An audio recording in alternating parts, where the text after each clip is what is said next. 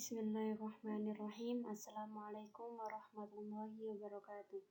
Alhamdulillahirabbil alamin. Assalatu wassalamu ala asrofil anbiya'i wal mursalin wa ala alihi wa sahbihi ajmain, amma ba'd. Pertama-tama, marilah kita panjatkan puja dan puji syukur kehadirat Allah Subhanahu wa taala yang telah memberikan kita rahmat dan hidayahnya sehingga kita dapat berjumpa pada pertemuan hari ini.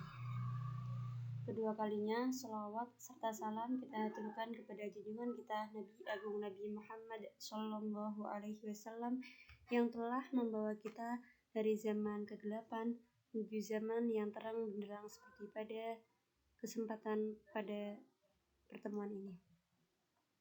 Perkenalkan, nama saya Chandika Zawa Rahmawati dengan NIM 213111164 dari kelas 3E PAI tentang wakaf dan pendidikan di Mesir Utsmaniyah. Artikel ini mencoba untuk menggambarkan peran lembaga wakaf dalam pembiayaan pendidikan dalam sejarah Ottoman Mesir. Pembahasan akan difokuskan hanya pada lembaga-lembaga pendidikan besar, yaitu kutab, masjid, dan madrasah yang ada pada masa Ottoman Mesir sejak penaklukan sampai sebelum penduduk Prancis, yaitu pada tahun 1517 sampai 1798. Kajian tersebut menunjukkan bahwa pada masa Utsmaniyah, pemerintah Mesir sudah kaya dengan harta wakaf yang diwarisi oleh dinasti-dinasti sebelumnya. Oleh karena itu, ketika Utsmani mengambil alih pemerintahan, mereka tidak hanya mendirikan gedung-gedung pendidikan baru, tetapi juga terus mendukung dan memelihara yang sudah ada. Dengan pendirian ini, lembaga wakaf telah menetapkan signifikan untuk mendukung sistem pendidikan Islam dan menjadi kekuatan ekonomi yang tangguh dan mendorong perkembangan ekonomi sosial dan budaya dalam peradaban Islam. Ada 3 macam wakaf, yaitu pertama, wakaf kutab atau wakaf maktab. Yang kedua ada wakaf masjid, yang ketiga ada wakaf madrasah. Yang pertama yaitu wakaf kutab atau maktab. Kutab atau maktab yang diwakafkan itu dibangun baik sebagai bagian dari masjid, sabil, haud maupun yang melekat pada madrasah. Dari segi keuangan lembaga, dapat dikatakan bahwa keberadaan kutab sangat bergantung pada sistem wakaf untuk menyediakan tempat, untuk mengadakan kegiatan belajar, untuk membayar gaji, untuk mendanai panti asuhan, dan juga untuk melengkapi kutab dengan fasilitas. Besaran uang yang ditetapkan oleh beberapa pendiri untuk diberikan kepada para guru dan anak yatim berbeda-beda antara satu pendiri dengan yang lainnya. Dan dalam beberapa kesempatan, beberapa dari kutab ke kutab lain, meskipun mereka didirikan oleh pendiri yang sama. Sulaiman Pasha Al-Khadim misalnya memberikan 50 nisab untuk seorang adib yang mengajar di maktabnya di Bulak, dan 15 nisab untuk seorang khalifah dari maktab yang sama. Ilustrasi yang diberikan, meskipun kondisi belajarnya relatif buruk, menunjukkan bahwa wakaf sangat penting karena telah berperan untuk menyediakan dan memelihara gedung untuk pendidikan dasar. Tidak hanya untuk membayar gaji pegawai, tetapi juga menyediakan pakaian, makanan, dan tempat tinggal, dan terlebih lagi untuk mendanai selesaikan studi mereka.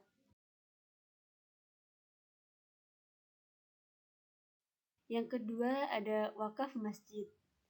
Masjid-masjid yang diwahyukan oleh Mahmud Pasha dan masjid-masjid yang diwakafkan oleh Iskandar Pasha menerima mereka yang bukan orang Turki asalkan mereka adalah Hanafi.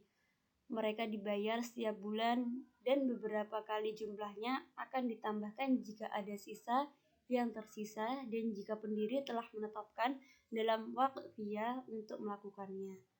Seperti dalam kasus Dawud Pasha yang wakafnya sepenuhnya filantropi dan amal. Namun, ada masjid yang tidak menyediakan akomodasi bagi siswa, misalnya Masjid Sidi Saria.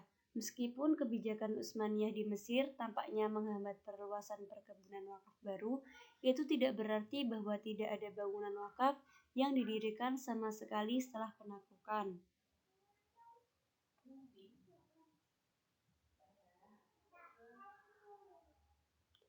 Yang ketiga, wakaf madrasah.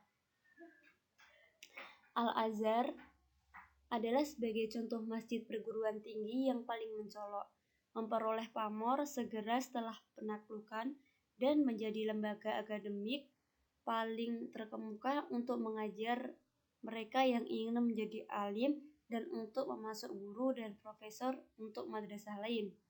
Dari Hayward Danu 2006.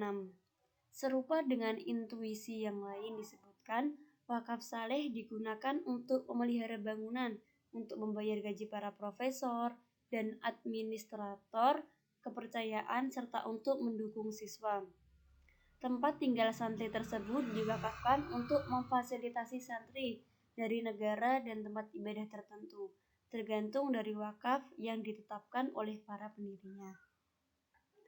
Termasuk juga mewakafkan dengan memasukkan 50 tiang marmer yang menopang pangkal paha dari batu yang ditutupi dengan kayu mahal, mendirikan mihrab dan mimbar baru, membangun 2 gapura, satu dengan sekolah untuk anak yatim di atasnya, yang lain dengan menara, mendirikan sebuah makam di pengadilan, menambahkan perpustakaan, ruang baca, dapur, dan apartemen lain untuk kepentingan siswa dari Mesir Hulu, memperluas madrasah Thaibiyah dan Abuhawiyah yang melekat pada Azhar dan membangun portal indah di antara mereka. Di seberang Wekala, KB dilengkapi riwa atau partisi untuk siswa dari Mekah dan dari Sudan, dan menyelesaikan sewa dalam kepercayaan dari pemeliharaan manfaat ini.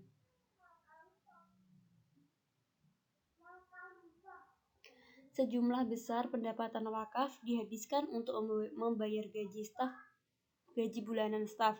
Misalnya, imam menerima 600 dirham, 6 muazzin 1.500 dirham, 2 pembaca Quran 600 dirham, dan 9 pembaca Quran untuk membaca di jendela madrasah 900 dirham. Seorang sufi syekh 500 dirham, 12 sufi membaca bagian Quran setiap hari 1.800 dirham, 10 pembaca Quran untuk melakukan setiap hari dalam 2 shift 400 dirham, dan 2 pembaca Quran di makam 500 dirham. Jumlah total yang dihabiskan hanya atas upah di paling sedikit 81.600 dirham per tahun, dan jumlah itu tentu saja belum termasuk jumlah yang harus dikeluarkan untuk barang-barang lainnya. Kekurangan dana karena wakaf yang dikelola dengan buruk di sisi lain mungkin menyebabkan kurangnya minat dan pengabaian, dan akhirnya mengakibatkan penarikan guru dan siswa dari madrasah.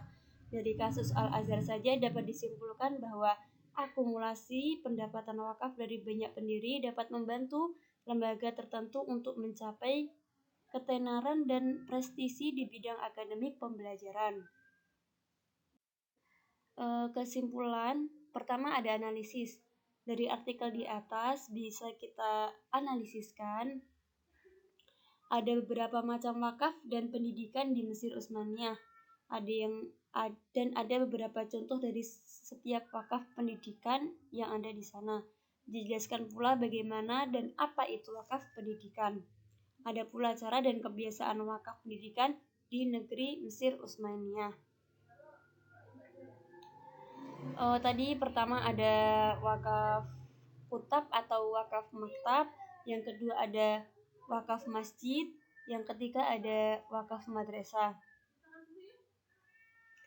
Artikel ini berjudul tentang wakaf dan pendidikan di Mesir Utsmaniyah. Artikel ini mencoba untuk menggambarkan peran lembaga wakaf dan pembiayaan pendidikan dalam sejarah Ottoman Mesir. Pembahasan akan difokuskan hanya pada lembaga-lembaga pendidikan besar, yaitu kutab, masjid, dan madrasah yang ada pada Ottoman Mesir sejak penaklukan sampai sebelum penduduk Prancis. Kajian tersebut mewujudkan bahwa pada Utsmaniyah memerintah, Mesir sudah kaya, yaitu kaya dengan harta yang diwarisi oleh dinasti-dinasti sebelumnya. Kesimpulannya, maka jelaslah bahwa wakaf adalah lembaga amal yang akan mengatur keseimbangan hubungan sosial untuk menghasilkan masyarakat yang berbudaya serta untuk menjamin keharmonisan kehidupan sosial berdasarkan persaudaraan agama, untuk menyukai orang lain dengan cara yang disukai, untuk diri sendiri, untuk saling membantu dalam kebenaran dan ketakwaan, hanya untuk jalan Allah.